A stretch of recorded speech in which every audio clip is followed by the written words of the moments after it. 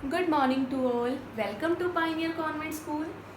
Earlier, we have discussed about the changing countryside, that is rural area. So now let's talk about the urban centers that emerged in the 6th century BCE. So our first topic is towns and trades. There are different types of towns like administrative towns, military towns, religious towns, commercial towns and cultural towns, etc. अब इन towns में जो strongest city होती है that is capital city, और वो जो capital city होती है दैट मीन्स वो फोर्टिफाइड होती है. फोर्टिफाइड का मतलब क्या होता है कि कोई भी उसके ऊपर कोई भी अटैक नहीं कर सकता, उसके पास क्या होती है, प्रोटेक्शन होती है. अब इन कैपिटल सिटीज़ में रहते कौन थे? या तो किंग्स रहते थे या फिर कौन रहते थे, रूलिंग एलिट्स रहते थे. अब जो ये यहाँ के जो मेजर टाउन्स हैं वो कहाँ लोकेटेड थे, अलोंग द लैंड रूट्स और द सी रूट्स, और जो क्या थे, routes of the communication. For example जो पाटलिपुत्र था, मीन्स जो पाटलिपुत्र किसकी कैपिटल थी, मगध एम्पायर की, that was located along the riverine routes, and Ujjaini was located along the land route. Now, let's discuss the sources through which we get to know that ruling elites used to live in the urban centers, and these centers were the centers of religious, cultural, commercial activities. A wide range of artifacts have been discovered. For example, pottery bowls, weapons, vessels, ornaments. और जो ये सारे artifacts थे ये किसके बने होते थे, gold, silver, copper, bronze etcetera. अब जो सेकेंड इम्पॉर्टेंट सोर्स है ये जानने के लिए कि किस तरह के लोग अर्बन सेंटर्स में रहते थे, that is वोटिव inscriptions. Now inscriptions के बारे में हम पहले पढ़ चुके हैं. तो वोटिव इंस्क्रिप्शंस क्या होता है, votive inscriptions belong to the 2nd century BCE, और ये जो वोटिव इंस्क्रिप्शंस होते हैं ये एक तरह का गिफ्ट होते हैं that were made to the religious institutions. अब गिफ्ट जो ये वोटिव इंस्क्रिप्शंस होते हैं ये स्पेशल इंस्क्रिप्शंस होते हैं. इन इंस्क्रिप्शंस पर इनकी एक स्पेशल बात क्या है कि इन इंस्क्रिप्शंस पर एक डोनर का नेम भी मेंशन होता है, मींस जो गिफ्ट दे रहा है उसका नेम मेंशन होता है, और साथ साथ उसका ऑक्यूपेशन भी मेंशन होता है, मींस वो क्या काम करता है. सो इन वोटिव इंस्क्रिप्शन से हमें ये पता चलता है कि किस तरह के लोग अर्बन सेंटर्स में रहते थे. और many times it was scene कि इन इंस्क्रिप्शंस पर गिल्ड्स या श्रेणीज का भी मेंशन किया गया है. नाउ गिल्ड्स क्या होते हैं, गिल्ड्स होते हैं associations of the craftsman and the merchants. Guilds क्या करते हैं, रॉ मटेरियल को इकट्ठा करते हैं, फिर जो प्रोडक्शन होता है उसको रेगुलेट करते हैं, और उसके बाद जो फिनिश गुड्स हैं उनको क्या करते हैं, इकट्ठा करते हैं, इकट्ठा करके सेल कर देते हैं. जो गिल्ड्स होते हैं, गिल्ड्स का जो एक मेंबर बनना एक ओनर की बात होती है. क्यों ओनर की बात क्यों होती है, इससे हमें this was a kind of sign कि we are a skilled labourer, skilled worker, और हमारे पास we had a respect in the society. So from all these sources we got to know कि what kind of people live in the urban centers. अभी हमने discuss किया towns के बारे में. अब हम now we will discuss about the trade. जो ट्रेड रूट्स होते थे उनको कौन कंट्रोल करता था, रूलर्स या फिर किंग्स, एंड वो उनको क्या ऑफर करते थे, प्रोटेक्शन ऑफर करते थे इन एक्सचेंज फॉर प्राइज. ये एक तरीका था किंग के लिए लोगों से टैक्सेस कलेक्ट करने का, as well as to exert their dominance. Now we have already discussed कि जो urban centers थे they were located along the river Rhine or the sea routes. तो a large बहुत सारा एरिया जो था वो emerged था, extensively emerged था in the trade. बहुत सारे गुड्स जो थे वो ट्रांसपोर्ट होते थे एक प्लेस से दूसरे प्लेस में. अब गुड्स में क्या क्या इंक्लूड होता था, या तो रॉ मटेरियल, फिनिश्ड प्रोडक्ट्स और finished goods etcetera. Now another important thing about the trade is कि जो ट्रेड था that was not confined to the political boundaries. means जो ट्रेड होता था वो सिर्फ किंगडम में नहीं होता था, वो किंगडम से बाहर भी होता था, अदर किंगडम्स में या अदर एम्पायर्स में भी होता था. तो एग्जाम्पल हम लेते हैं कि स्पाइसेस का, कि जो स्पाइसेस थे they were very popular means in the Roman Empire. तो इंडियन सब कॉन्टिनेंट से जो स्पाइसेस थे या अदर मटेरियल्स थे वो बहुत सारी क्वांटिटी में वर्ल्ड के अदर पार्ट्स में क्या जाया जाता था। Now let's move on to the next topic, that is coinage. So जो coins थे that were facilitate trade and the exchanges. There were some punch mark coins that were made up of silver, copper, etc. अब इन्हें punch mark क्यों कहा जाता था? Because उस time पर जो मेटल्स होते थे उसमें कुछ सिंबल इंस्क्राइब किए जाते थे, सिंबल पंच किए जाते थे, इसलिए इन्हें क्या कहा गया? पंच मार्क कहा गया। और इन कॉइन्स की जो लोग स्टडी करते थे, these people were known as numismatics. इन कॉइन्स को इशू कौन करता था? So these coins were issued by kings. Sometimes ये भी देखा गया है कि जो बैंकर्स थे या मर्चेंट्स थे ये भी इन कॉइन्स को क्या करते थे? इशू करते थे। So how do we know? हमें ये पता कैसे चला? बिकॉज कि जो कॉइन्स थे they use to bear the name of the symbol of the ruler और द किंग, इसलिए हमें ये पता चला कि जो कॉइन्स थे उनको इशू कौन करता था? किंग्स इशू करते थे। सो जो फर्स्ट रूलर, फर्स्ट किंग थे जिसने इसको कॉइन्स को इशू किया, दैट इज इंडो ग्रीक। अब हमारे इंडिया में पहले भी ग्रीक आए हुए हैं। फॉर एग्जाम्पल अलेक्जेंडर जिसने इन्वेड किया north western part of India, और एक अनदर एग्जाम्पल हम ले सकते हैं सेल्यूकस का जो चंद्रगुप्त मौर्य के टाइम पर आए थे। तो इंडो ग्रीक जो किंगडम था वो कब इस्टेब्लिशमेंट में आया? After the decline of the Mauryan empire. तो जब मौर्यन एम्पायर डिक्लाइन हुआ था, इंडिया जो था वो सेवरल किंगडम्स में क्या हो गया? डिवाइड हो गया, सेवरल पार्ट्स में डिवाइड हो गया। और जो नॉर्थ वेस्टर्न पार्ट था इंडिया का, that was constantly under attack. So in 180 BCE Demetrious ने क्या किया? इन्वेड किया इंडिया के ऊपर, और ही ऑल्सो कॉन्कर्ड, उसने जीता Afghanistan and the other parts of Punjab. और जो ये इंडो ग्रीक, इससे क्या हुआ? इंडो ग्रीक जो किंगडम था वो इस्टेब्लिशमेंट में आया, वो इंडो ग्रीक किंगडम बना। और जो इंडो ग्रीक किंगडम था वो कब से कब तक रहा? 2nd सेंचुरी BCE से 1st AD तक रहा।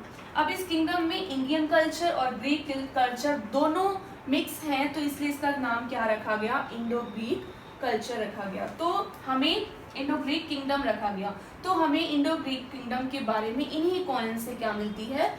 इंफॉर्मेशन मिलती है, जानकारी मिलती है। Now let's discuss the next topic कि जो ये गोल्ड कॉइन्स हैं इनको इशू कौन करता था?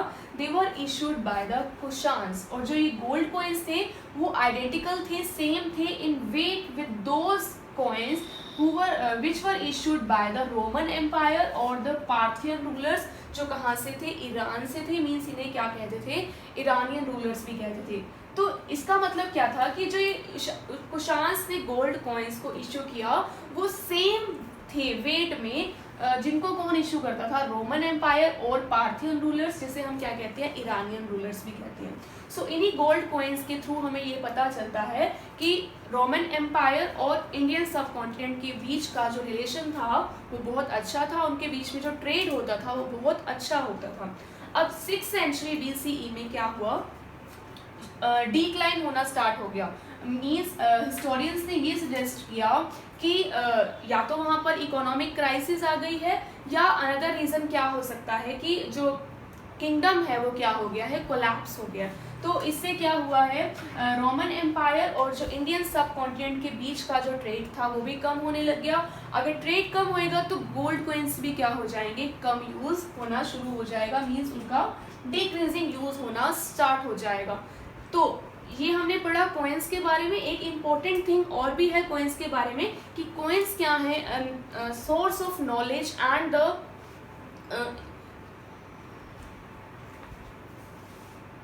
Now one thing important about the coins की जो कॉइन्स हैं they are a source of knowledge, they are a source of information that resulted to the conditions existing at that time.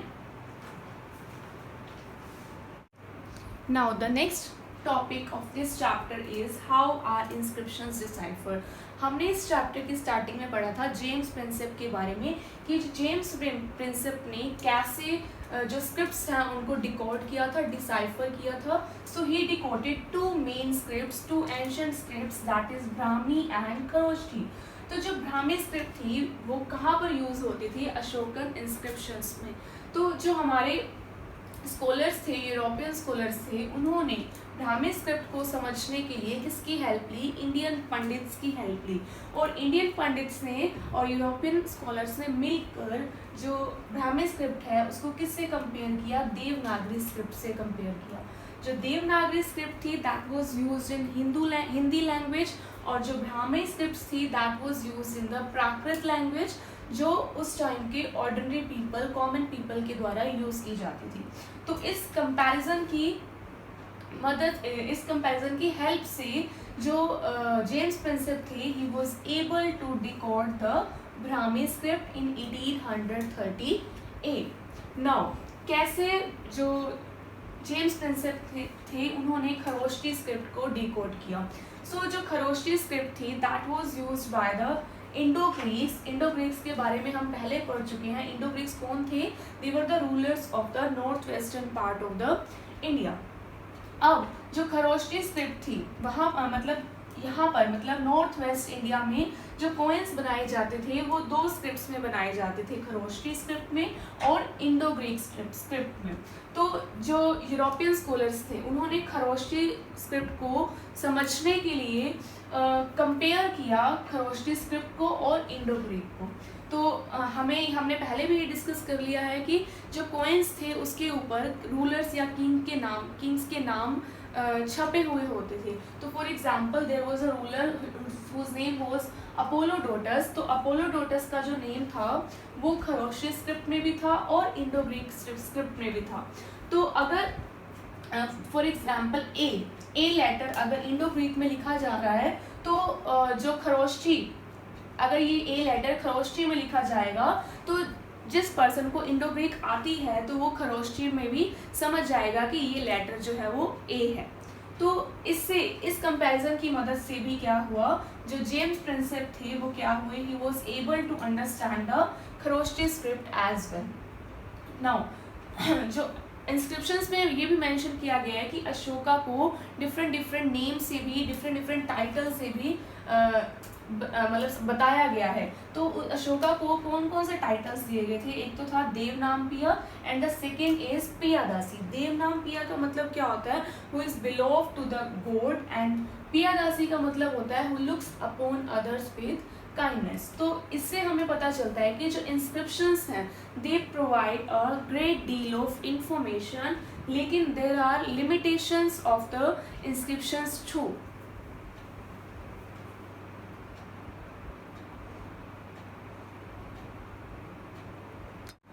Now the next topic of this chapter is the limitations of the inscriptions. So बहुत सारे limitations हैं inscriptions की। उसमें जो first limitation है that is technical limitation। कई बार जो letters inscribe होते थे वो क्या हो जाते थे? fainted, they get fainted जब तक वो inscriptions epigraphist को मिलती थी। Now in many other cases it was seen कि जो inscriptions है वो हमें कैसे मिलती थी? damaged मिलती थी, या letters जो थे उसमें मिसिंग होते थे। Further if you can say कि जो इंस्क्रिप्शंस होती थी वो लिमिटेड होती थी नंबर में। लिमिटेड तो वो होती थी, लेकिन इसके पढ़ने लिखने के भी जो थे अलग अलग तरीके होते थे, क्योंकि जो एपिग्राफिस्ट थे या हिस्टोरियंस थे वो अभी तक स्क्रिप्ट्स को डिकोड नहीं कर पाए थे, इसलिए हिस्टोरियंस और एपिग्राफिस्ट के जो ओपिनियंस थे वो डिफर थे। सेकेंड जो लिमिटेशंस थी वो क्या है? Uncertain meaning. कई बार जो वर्ड्स इंस्क्राइब होते थे उनका हमें एग्जैक्ट मीनिंग नहीं पता चल पाया है। क्यों? As a result of which there is a lot of ambiguity. अब जो वर्ड्स हमें एग्जैक्ट मीनिंग नहीं मिल पाया है तो उसको समझने के लिए we need some corroborative facts, corroborative materials और एविडेंसेस लाइक आर्टिफैक्ट्स एक्सेट्रा। लेकिन अब ये भी जो मटेरियल है वो भी लिमिटेड है, तो इन इंस्क्रिप्शंस को समझ पाना it becomes a very difficult task for the historians और the epigraphist as well. Now जो लास्ट लिमिटेशन है इंस्क्रिप्शंस की that is lack of significant information. कई बार जो चीज़ें उस टाइम पर इम्पोर्टेंट कंसीडर की जाती थी या ये कहा जाता था कि इन लेटर्स को या इन वर्ड्स को या इन चीज़ों को इंस्क्राइब करना है, वो they may not be important now, या इस टाइम जो इम्पोर्टेंट है वो उस टाइम इम्पोर्टेंट ना समझी जाती हो, सो वी कैन से कि there is a dirt, there is a lack of significant information.